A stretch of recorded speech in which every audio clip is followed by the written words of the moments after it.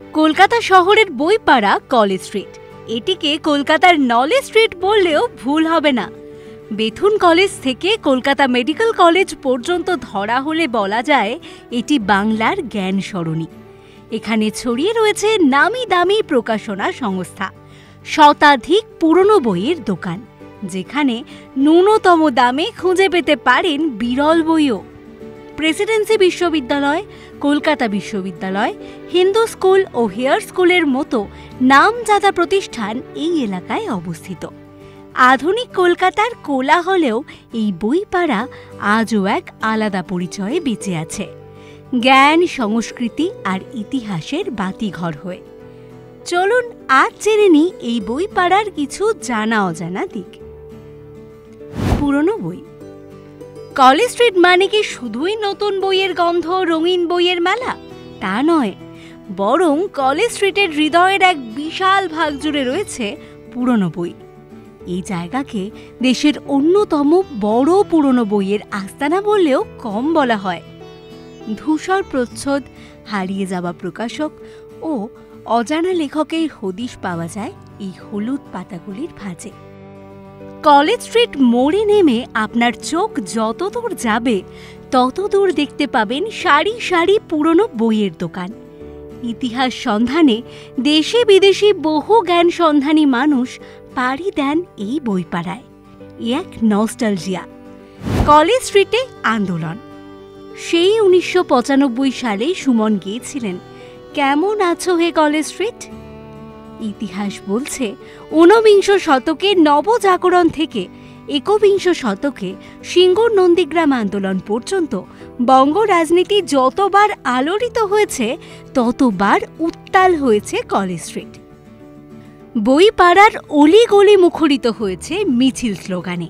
অনেকে মনে করেন কলেজ স্ট্রিটকে ঘিরে থাকা বিভিন্ন শিক্ষা প্রতিষ্ঠানের কারণে আন্দোলনের সূতিকাঘর এই অঞ্চল। একদিকে কলকাতা বিশ্ববিদ্যালয়, প্রেসিডেন্সি বিশ্ববিদ্যালয়, সংস্কৃত কলেজ। ফলে এই অঞ্চলকে কেন্দ্র করেই যে ছাত্র আন্দোলন গড়ে ওঠাই স্বাভাবিক।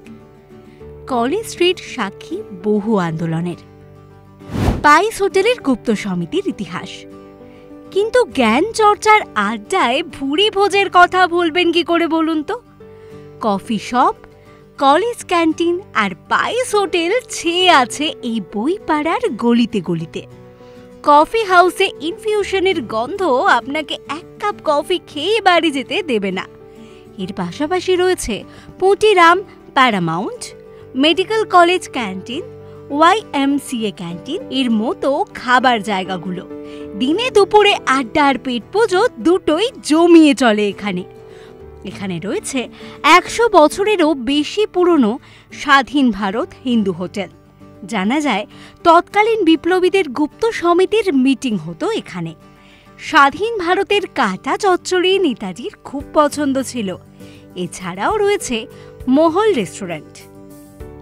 আগে এই জায়গায় ছিল প্রেসিডেন্সি বোর্ডিং হাউস। এখানে থাকতেন বিখ্যাত সাহিত্যিক শরদিন্দু বন্দ্যোপাধ্যায়, জীবনানন্দ দাশ। জানা যায় এই বোর্ডিং হাউসের মেস থেকেই শরদিন্দু বন্দ্যোপাধ্যায় ব্যোমকেশ রচনা শুরু করেছিলেন। Swimming club. কলেজ স্ট্রিটে রয়েছে কলেজ স্কোয়ার সুইমিং ক্লাব। এটি কলকাতার অন্যতম জনপ্রিয় জলক্রীড়া প্রশিক্ষণ কেন্দ্র। বহু বছর ধরে এই ক্লাবে শিশু থেকে প্রাপ্তবয়স্কদের সাঁতারের প্রশিক্ষণ দেওয়া হয়। সাঁতার ছাড়াও এখানে শরীর চর্চার সুবিধা রয়েছে।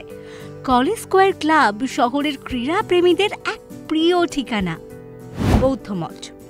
কলেজ স্ট্রিটে রয়েছে বৌদ্ধ মঠ, মহাবোধি সোসাইটি অফ ইন্ডিয়া। 1891 সাল থেকে এই সোসাইটি ভারতবর্ষ তথা সারা বিশ্বে বৌদ্ধ ধর্ম ও দর্শনের প্রচারে অগ্রণী ভূমিকা পালন করে আসছে। বৌদ্ধ সন্ন্যাসী অনাগরিক ধর্মপাল এই সোসাইটির প্রতিষ্ঠাতা। ধর্মচর্চা, মানব কল্যাণ ও শিক্ষা বিস্তারে এই প্রতিষ্ঠানটি উল্লেখযোগ্য ভূমিকা পালন করেছে।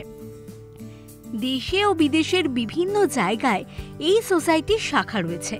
শান্তিপূর্ণ পরিবেশ ও ঐতিহাসিক গুরুত্বের কারণে এই মঠটি দেশ বিদেশের দর্শনার্থীদের আকর্ষণের কেন্দ্রবিন্দু। জ্ঞান, ইতিহাস, খাদ্য ও সংস্কৃতি সহাবস্থান করে এই বইপাড়া জুড়ে। তাই শুধু পাঠ্য বই নয়, জীবনের পাঠ নিতে হলে একবার ঘুরে আসতেই হবে কলেজ স্ট্রিট থেকে। এরকম আরও অনেক ভিডিও দেখার জন্য নজর রাখুন আমাদের চ্যানেলে ও পাশে থাকা বেল আইকনটি ক্লিক করতে ভুলবেন না।